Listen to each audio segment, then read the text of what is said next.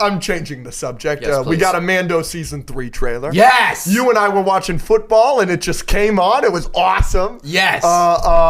We weren't prepared. I didn't know we were getting that, so I hadn't seen any marketing for it or anything like that. I stayed away from the Comic-Con trailers or anything. It looks awesome. Absolutely. There were a lot of reshoots. So it's had a little bit of a troubled production. I hope it didn't affect the final product. They've given me no reason to believe it will affect the final product, but I've got a theory for you. Okay. I think I know what they're going to do, and even if they don't do this, I think it'd be pretty cool. So I'm thinking, you remember End of Mando, obviously in Boba Fett he reunites with Grogu, Baby Yoda. But End of Mando, Moff Gideon goes to jail, and Bo-Katan she wants the Darksaber, but she has to beat Mando in combat. Yep. So that is where we've left off. I think that Bo-Katan is going to be the primary villain of season 3. I think that Moff Gideon is going to be in jail, and Bo-Katan is going to go to Moff Gideon, Silence of the Lambs style, and be like, help me track him down so I can get the Darksaber. And Moff Gideon, it's Giancarlo Esposito, so he's manipulating. He's a bad guy. He's doing this. So he's going to be like, well, the secret is the child. It's all about the child. He loves the child so much. So Bo-Katan's going to capture the child in order to get him to fight with the Darksaber. Mando's heart's not going to be in it because he wants to protect Grogu. And then some f***ery is going to be afoot. Excuse my language. And some f***ery is going to be afoot. Moff Gideon's going to break out of jail. And Bo-Katan's going to have to be like, oh, I screwed up. I let him out. And they're going to have to team up at the end to stop Moff Gideon and his forces. And then Mando's going to be the true leader of Mandalore because he's going to lead them to victory.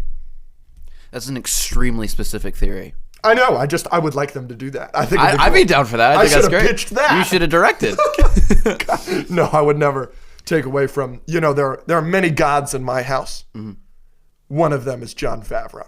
Oh, agreed. Oh my gosh. I mean, Iron Man.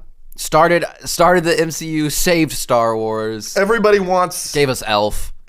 Everybody wants Dave Filoni to be in charge of Star Wars. Jon Favreau. Give it to Jon Favreau. That guy knows what he's doing, man. I love that guy. Yeah, shout out Jon Favreau. Yeah, you mentioned Madam Web earlier. Yeah, so I'm excited for Mando. I'm really excited. Like I would say me and you probably are most anticipating Spider-Verse, I would say, is probably my most anticipated movie of the year, probably yours. Yep. Mando's probably my favorite show. But that's up here in this head. This head is most excited for Madam Web. Let me just read to you this cast. Dakota Johnson, 50 Shades of Grey. Yeah. Gorgeous, stunning. I'm in love with her. Sydney Sweeney of Euphoria fame. Jugs McGee. Oh my gosh. Okay. Stunning, beautiful, great yeah. actress. Yeah. We've got Isabella Merced.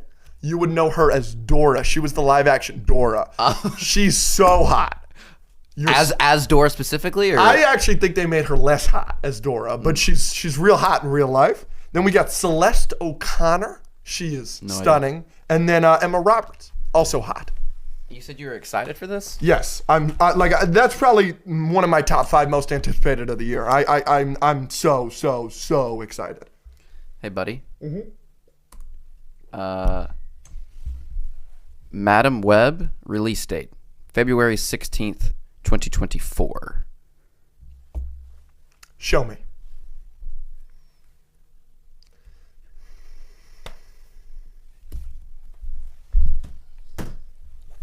You okay? No. I look like an idiot in front of the podcast. Yeah. God! That sucks! I thought it was coming out this year. We've had leaked photos for months. It's okay. It's going to be okay.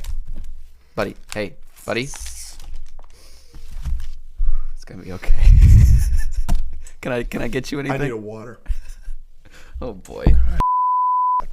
I don't know. I'm embarrassed. Sorry, audience. I'm sorry to get your hopes up and then ruin your freaking day. The Jugs McGee will have to wait.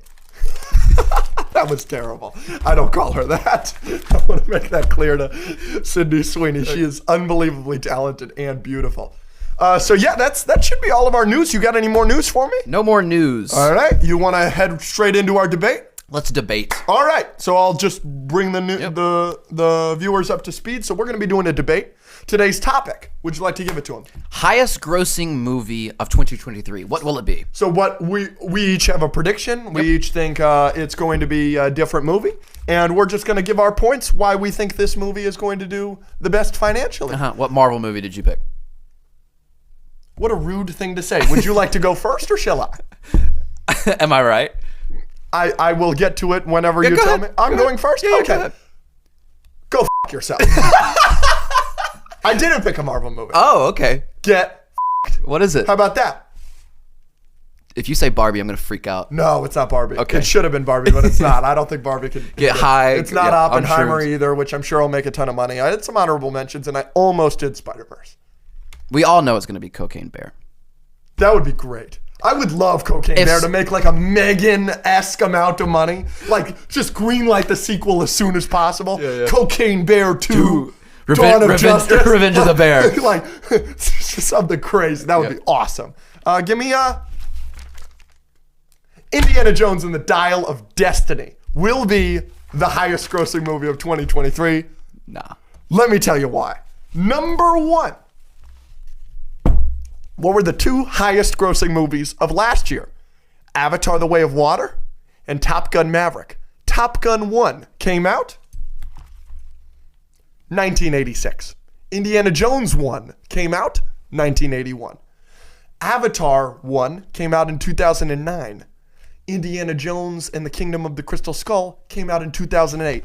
People are loving their legacy sequels right now. There's a legacy sequel. It's like 2015 again. That's my number one reason. My number two reason, James Mangold at the helm. His last two movies that he's directed, Ford v Ferrari, phenomenal. Great. And Logan, one of the greatest comic book movies of all time. Many people say it's the best. I disagree slightly, but top five for sure. Certainly top five. So there's that, and Indiana Jones Kingdom of the Crystal Skull, the one that came out in 2008. $790 million. It was the third highest grossing movie that year in the US, and it was the number two highest grossing movie worldwide, only beaten out by The Dark Knight. So 2008, great year. And domestically, it was beaten out by Iron Man as well. But so people loved it, even though it only had a 78% critic score on Rotten Tomatoes, 53% audience score. People didn't like that movie, and it still made that much money. It was still a top 3 of the year. I expect this one to be good. People are going to go to it and going back and going back and going back. Now, my last point is that I think that the only real competition is the MCU. The MCU are the only movies that are making any money anymore, and I think the MCU's gone a little bit stale. Let's look at their 2022 numbers. They had 3 movies came out. Thor: Love and Thunder, Black Panther: Wakanda Forever, and Doctor Strange: Multiverse of Madness that made a combined $2.5 billion. Not even $1 billion a movie, which still, it made a ton of money, whatever. But let me tell you how it's getting slowed down. In 2021, it had Black Widow, Shang-Chi, Eternals, and No Way Home. The first 3 only made a combined $1.2 billion. It was a COVID year. And then obviously No Way Home made $2 billion. But No Way Home is a Sony movie. Marvel's not even making that money back. So for their 3 movies to only make $1.2 billion last year, then they made $2.5 billion even though it's not COVID anymore. You compare it to a year like 2019. Their last year they had movies in theaters. $5 billion. Wow. Endgame made $3 billion. Captain Marvel and Far From Home each made $1 billion. Wow. So they are slowing down.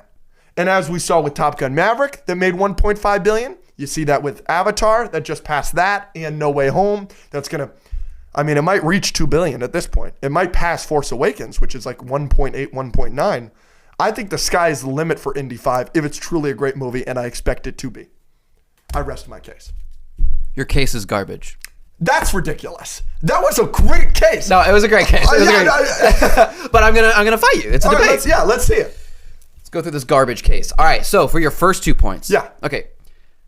Why don't you make your own freaking point before you start on mine? No. I wanna go back on this a little bit. So Marvel point, I understand that a little bit. Mm-hmm. That's great. But we're getting Kang this year, and we're getting Guardians this year. Yep. Both of those are going to do better than Thor: Love and Thunder and Multiverse of Madness. I think people are way more excited to see Kang. People were really excited for Multiverse of Madness after No Way Home. Okay, that's true. Then it was a bad movie. I think Marvel has some hope, even though I don't think they're necessarily going to win overall. Okay.